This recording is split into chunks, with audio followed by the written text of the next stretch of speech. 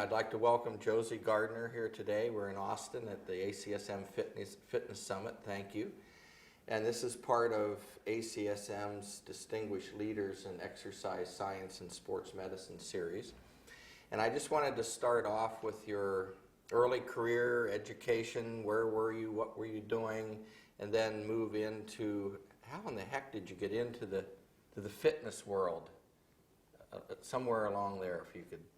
Well, my early career really started with dance when I was 10 years old. And I started studying at the Cambridge School of Ballet in Boston with a woman named Esther Brooks, who worked in conjunction with George Balanchine. So it was a very high level. Yeah, this is a lot, and I danced probably about... This is ballet. This is ballet, and my mom, I was one of 5 kids, would drive us all the way from Weston into Cambridge, Mass., which was, at that time about an hour drive. And she'd take the other 4 kids and walk around while I had my hour class, and she did that 3 times a week. So that was my background until I was about 18 years old, was pure ballet. And because I was in such a defined and elite group of dancers with this great teacher in Boston, we weren't allowed to do other sports really, because they didn't want us developing muscles in any other way. Mm-hmm.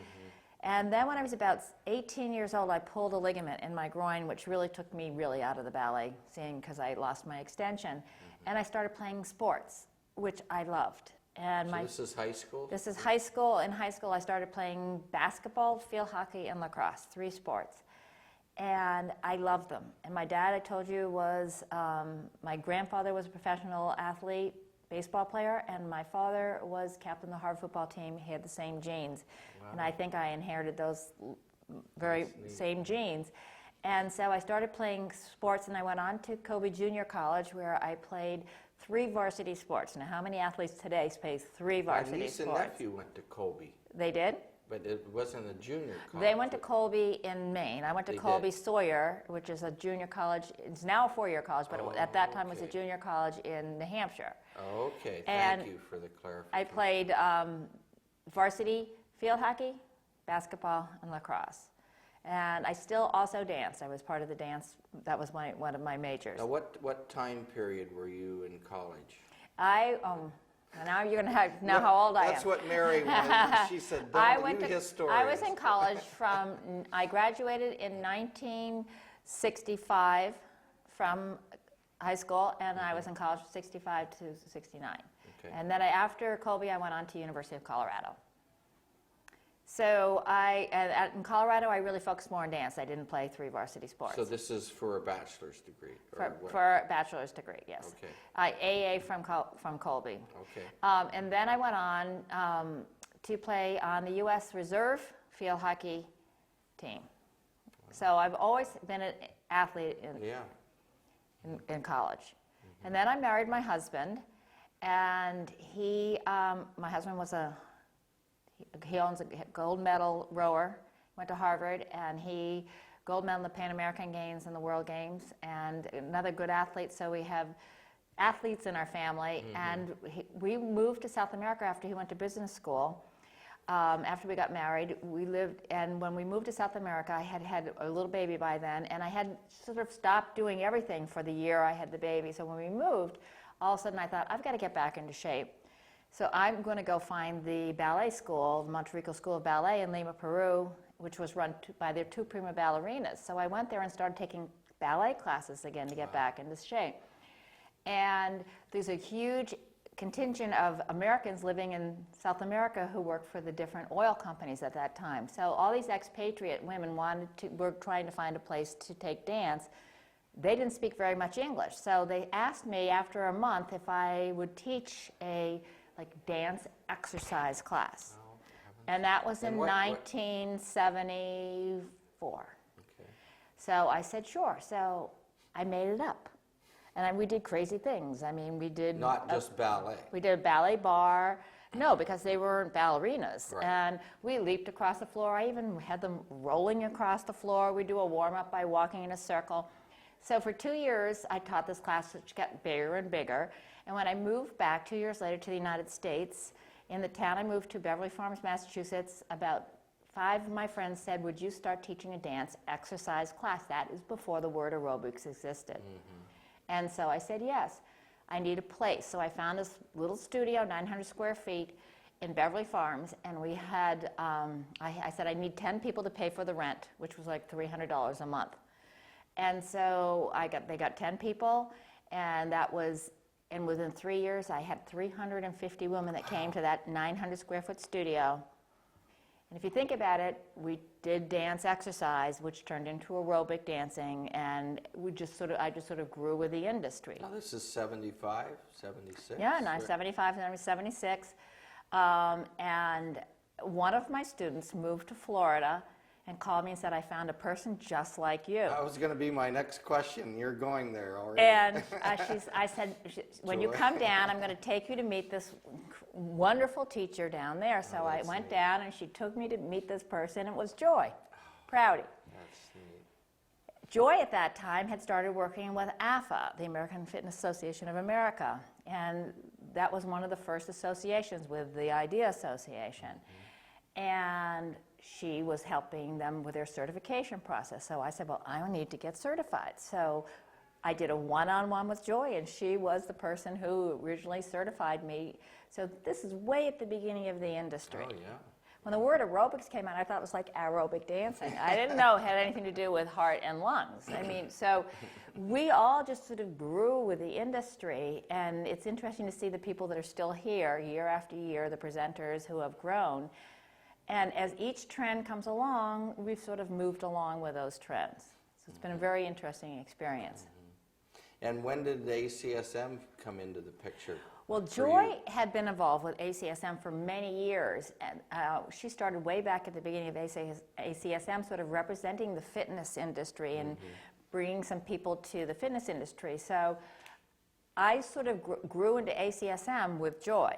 Because when Joy and I became trainers for Reebok in about 1985, we went on their national training team when they were developing team to help develop programs like STEP and like Cycle Reebok and Walk Reebok and all the different programs. And so we were on the development team, so I started coming with Joy to the conventions to help present some programming, be the teachers who taught the morning workout or the afternoon workout or the evening workout. And we taught for the past, I guess, at least 6-7 years. Walking workouts, interval workouts, step workouts, dance workouts. We're doing 2 different workouts this time.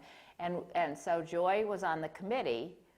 And so then Joy, after 13 years of being on the committee with ACSM, and they love Joy. She's really given a lot to this organization. And kudos to her for it. So I took her position on the committee. This is my second year. It's a 3-year stance. So I've been working. So I'm a little bit more involved now with being on the committee, and that's been a very fun thing to do. ACSM is an unusual organization that really brings together a little higher level of expertise and research than some of the other conventions. You come here and yes, you get a workout, and we've brought in great trainers to teach the different workouts, but in between you're hearing incredible lectures and keynotes, and you're hearing a lot from the professors from the colleges and all their research and what they're finding. So it's a much more educational experience than just going and working out one class after another. Now, have you been associated with the journal, too? I haven't been associated with the journal as much. Joy has written some articles for it. I get the journal and read the journal. Sure. I'm a little intimidated. I mean, if they wanted me to write an article, I don't have a PhD, and so I don't think you need I one. think I need to go back and get my PhD before I write an article, unless it's on sort of like how we see the facts that can help people become healthier in a simpler way.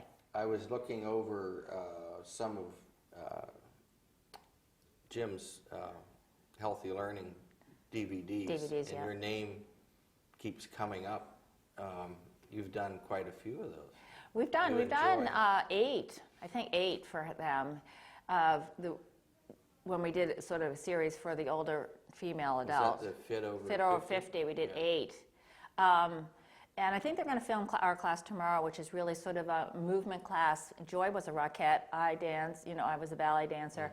So we've taken sort of core moves, vertical core moves, horizontal core moves, and dance and a little fusion of a little Pilates and a little bit of yoga. Not that we're Pilates or yoga instructors, just taking the movements that we like as dancers from the Pilates. And the little yoga series that we're going to put in actually was developed by a friend of mine who's a PT for golfers, really to stretch out the joints. But I love it so much that I've incorporated it into the class. And it's really kind of a flowing class from one song to the next, beautiful music, really geared towards strengthening the body and the core. So it's a fun workout. I might have to show You up better for come. that one. You better come, and we'll get you up on stage. I have a friend that says more guys need yoga. Well, that's because of the flexibility. Yeah. So you probably like this little routine that he put together because of the flexibility of it. But I think people need all the components of fitness. Yeah. And that's what's nice to see how the different blends are happening here with some great people in each area. Well, I was very impressed with what you were doing with the breast cancer. Did Joy tell you about that? No. Well, she mentioned it because I asked her about it. Right. But I said I'm going to wait and ask you about it more. Well, what happened... It's right in Boston. It's right in Boston, and how it really started is I had cancer. I had uterine cancer 13 years ago. And I was in the fittest part of my life. The greatest shape I've ever been in. I was 51 years old. And healthy eater. I've always been a healthy eater. I've always exercised. And one happened very fast because of the female thing, and one day, and within 2 days, I found out that I had a very aggressive form of cancer, which my doctor couldn't even believe. So I went through 8 weeks of radiation, full torso radiation, and then internal radiation, and at the end of that treatment, it was a treatment that made me weak. I was so weak I couldn't even dry my hair. And the last day, the surgeon said, I'll see you in a few months, and I thought, well, what do I do now? I was weak, I was scared, I was fearful of the cancer coming back. And he said, Josie, you're a trainer. You know better than I do how to get yourself back into shape. So I said to myself at that point in time, if I can survive this cancer, then it's my duty to try to help all those other people who are feeling exactly as I do, but have no idea what to do.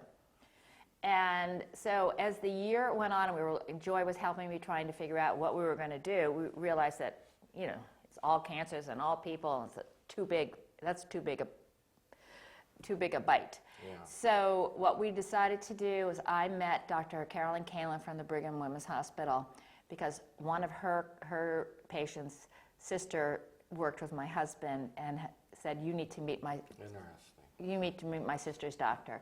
And I went to meet with her, and here's a surgeon who wants to do something for her patients long term. Oncologist? She's an oncologist. She was the head of the breast center at the Brigham Women's Hospital, and she really felt that it's about quality of life for your whole life. So we started to work together, and we produced a DVD, actually produced by Reebok at that time. Their human rights side produced it. When would that have been?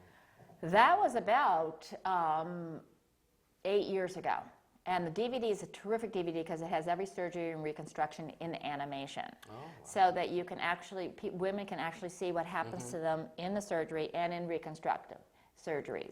So they can understand if they've had their rectus abdominis made into a breast or a lat removed to made in the breast. What's that called, Josie? Well, tram reconstruction is from the stomach. No, the video. Oh, the video is Breast Cancer Survivors Guide to Fitness. Okay.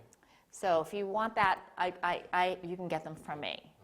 And then we started working on our book, which is called Breast Cancer Survivors Fitness Plan, when Dr. Kalin got diagnosed with breast cancer at the age of 41. Oh, really? And so she went through all of her treatment and chemotherapy. So she wrote the first book, Living Through Breast Cancer, and ours stopped. And then ours went after that, which was terrible that she had the breast cancer, but a good thing because it made our book even more specific after what she'd gone through. So I'd been through cancer, she'd been through cancer, so I think there's an empathy in writing a book like that really helps people because you never can understand exactly what each person's, but you can empathize. And Dr. Kalin was very specific about what she wanted, which really forced us to work hard to make the product even better. And from that, we did a 12-week getting started program lesson plan, twice a week for 12 weeks. Everything's written out. so it's a training program for the Greater Boston YMCAs, which took us to many different hospitals. Last week we just worked with Boston Medical Center. So that this program, because it's a getting started program, is an easy one to implement to help people. So it's been terrific. Yeah, so other hospitals can model this. Other hospitals can model, any hospital that wants it can have it. The Shaw Medical Center, Glenwood Springs Hospital in Colorado, we've trained them, Boston Medical Center, and so any hospital, I mean, it's a program for anybody, but it's a very easy getting started program, which was geared toward underserved people, so that if you couldn't afford a trainer and you couldn't afford a gym, that you could actually take the book and the program and follow it. It's just done in a very simple and easy fashion, but with a lot of reasons why the exercises were selected in the format that we put them in. Now, Jim Peterson said to ask you about some of the people you're working with, that you're actually working with some really older individuals. My oldest personal training client died about a year ago at 102 years old. That was the one he was thinking. And I have been training her for 12 years. And